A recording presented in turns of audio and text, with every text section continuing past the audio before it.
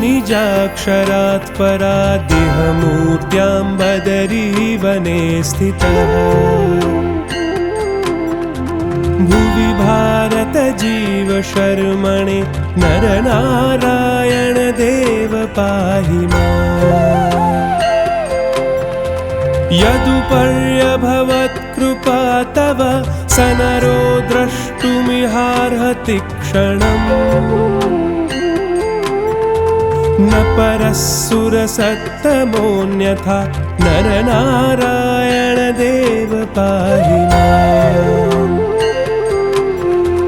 प्रथितं च बृहद्व्रतं त्वया जनताया निजधाम लब्धये अवबोधनमुत्तमं भुवि नरनारायण देव पाहि माम्। जगतो जननं हि पालनं प्रलयं चापि करोषि नित्यदा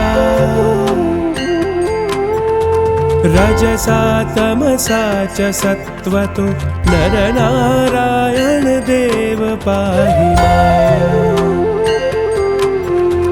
ऋषिरूपधरं तपश्चरं ह्यवमन्येत कदापि कश्चन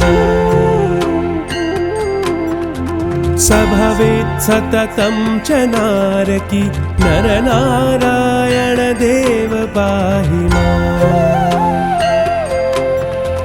तव मूर्तिरियं सुखाप्तये जनतायाः किल तापशान्तये